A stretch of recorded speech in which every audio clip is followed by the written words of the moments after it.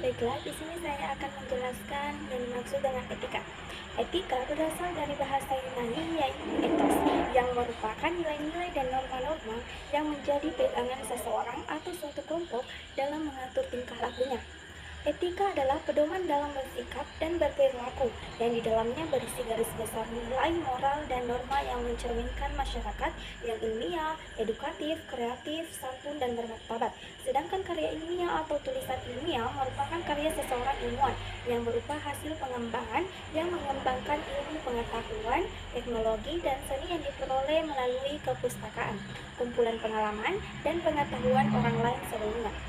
Etika penulisan karya ilmiah adalah norma atau standar aturan perilaku yang harus dilakukan yang tidak boleh dilakukan oleh penulis tentang baik dan buruknya cara penulisan ilmiah. Adapun beberapa tujuan etika karya ilmiah. Yang pertama yaitu menjamin akurasi temuan penelitian dan pengembangan ilmu pengetahuan. Yang kedua, untuk melindungi hak kekayaan intelektual peneliti. Yang ketiga, untuk melindungi objek penelitian dari pemalsuan dan kerusakan. Yang keempat, menjaga reputasi ilmuwan. Yang kelima, menegakkan etika moral dalam berperilaku. Etika dalam menulis karya ilmiah. Yang pertama, mengikuti petunjuk bagi penulis. Yang kedua, tidak menggunakan kata dan hasil oleh data tertentu secara berulang tanpa kaidah acuan. Yang ketiga, melakukan rujukan yang diambil langsung dari sumber aslinya. Yang keempat, menulis semua sumber acuan di daftar pustaka. Yang kelima, tidak melakukan klaim atas hasil penelitian yang dibiayai pihak lain. Yang keenam, mencantumkan ucapan terima kasih kepada pihak yang berhak. Yang ketujuh, menggunakan bahasa yang baik. Fungsi etika karya ilmiah. Etika karya ilmiah memiliki fungsi antara lain: yang pertama, sebagai bagian sistem iptek yang menentukan kemajuan ilmu pengetahuan. Yang kedua, memelihara hati nurani diri peneliti dengan berpegangan pada moralitas peneliti. Yang ketiga, mengawal penghormatan pada nilai-nilai etika dalam penelitian. Yang keempat, membangun iklim penelitian yang sehat, kuat, dan bermartabat. Sifat etika penulisan karya tulis ilmiah. Yang pertama yaitu kejujuran. Kejujuran adalah sifat dan syarat dasar yang harus dimiliki oleh penulis. Penulis yang mengungkapkan hasil dari suatu metode ilmiah atau aplikasi ilmiah harus bebas dari berbagai pengaruh dan tekanan manapun. Penulis dituntut untuk mengungkapkan apa adanya secara baik agar tidak menyimpang dari kaidah yang sudah berlaku, sehingga tulisannya dapat lebih dipertanggungjawabkan. Kedua, bebas dari plagiarisme, yaitu penggunaan suatu gagasan, hasil, pernyataan, ataupun kalimat orang lain yang diakui sebagai karya tulisannya tanpa menyebutkan sumbernya.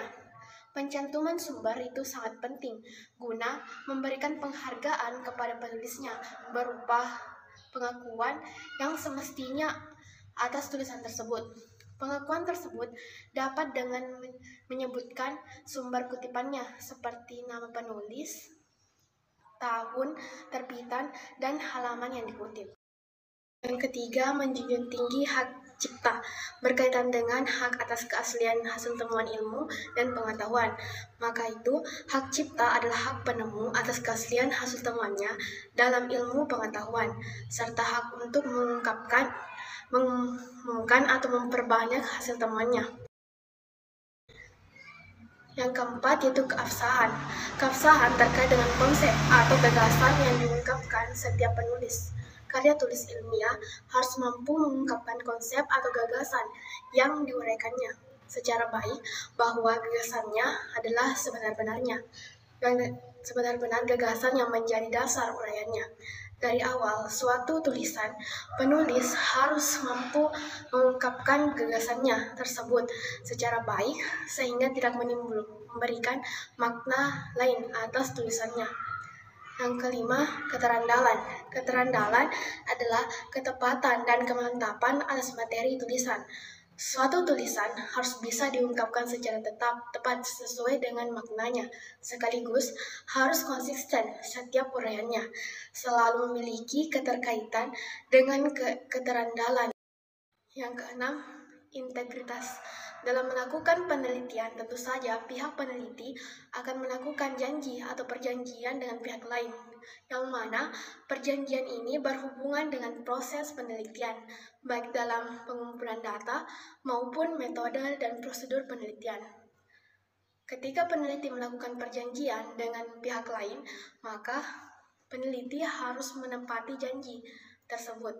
Apabila perjanjian yang telah dibuat diingkari oleh peneliti, maka akan merusak integritas peneliti itu sendiri. Objektivitas. Upayakan minimalisasi kesalahan dengan cara bagian A yaitu rancangan percobaan. Sebelum melakukan percobaan atau penelitian, membuat rancangan percobaan dapat membantu atau memudahkan penelitian dalam melakukan penelitiannya. Selain itu, rancangan juga dapat meminimalkan tingkat kesalahan dalam penelitian. Karena segala sesuatu yang sebelumnya sudah dirancang akan mudah diaplikasikan dan sedikit terhindar dari kesalahan. Bagian B yaitu analisis dan interpretasi data. Bagian C, penilaian ahli atau rekan peneliti.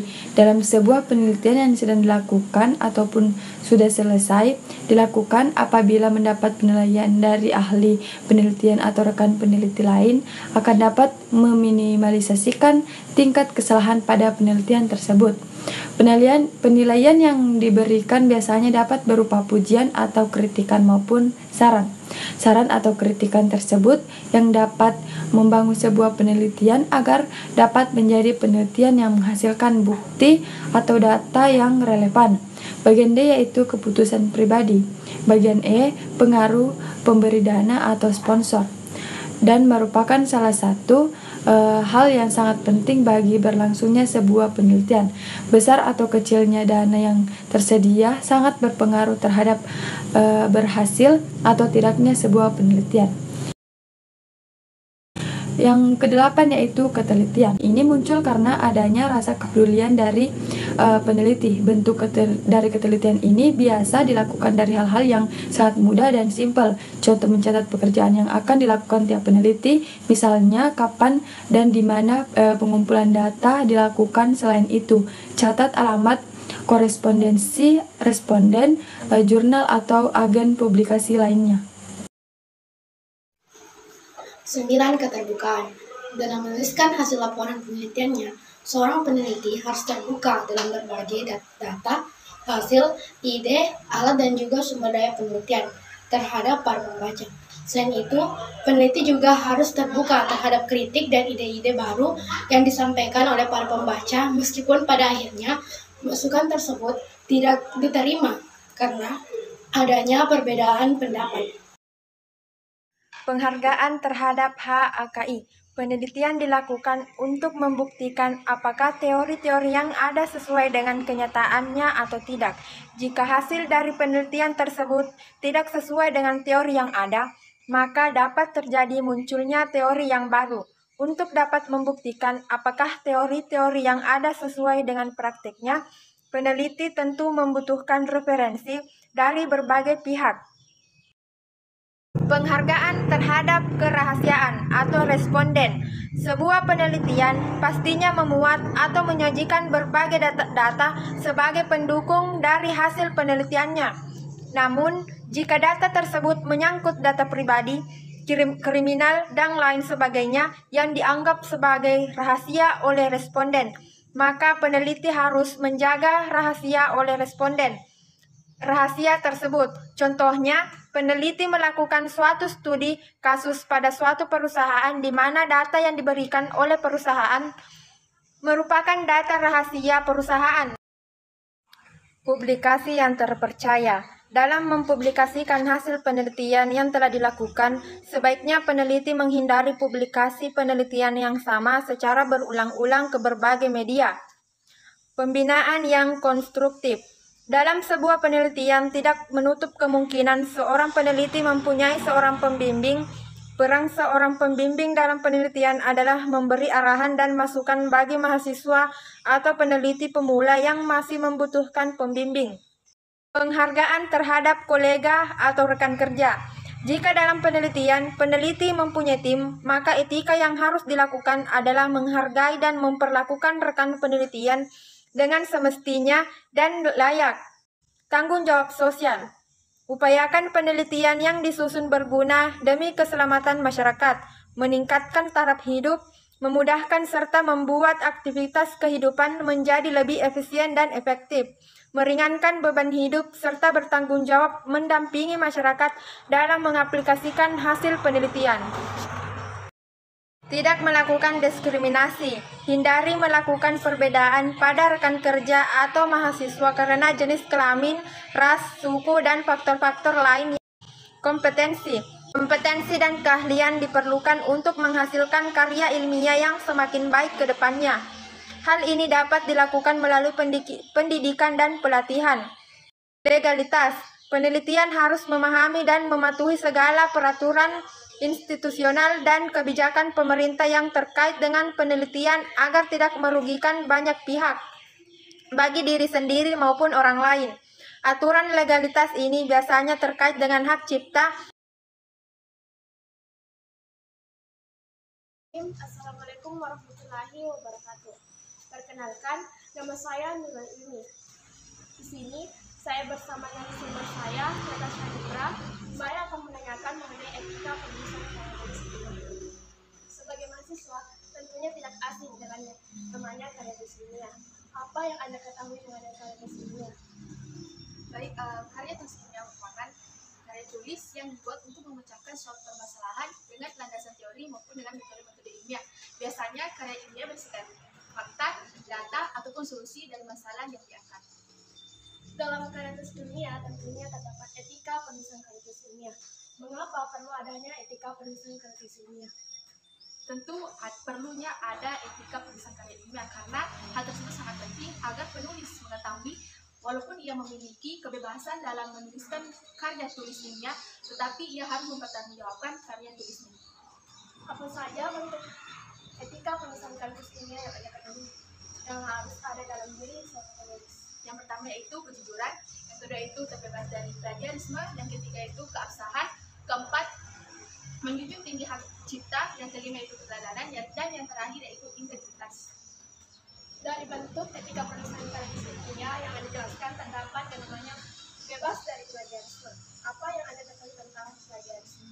Plagiarisme yaitu menirukan karya orang lain atau gagasan orang lain tanpa menyebutkan sumbernya. Dari penjelasan Anda tadi, tentunya pastinya Anda sudah membuat sebuah karya tulis ilmiah. Karya tulis ilmiah apa saja yang pernah Anda buat?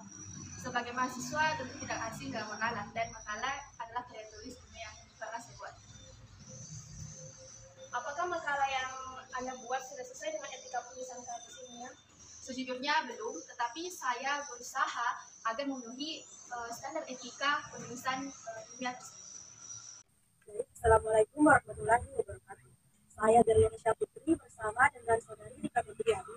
Baik saudari Rika, apa saja yang Anda ketahui mengenai etika penulisan karya ilmiah yang sudah Anda pelajari selama menjadi mahasiswa?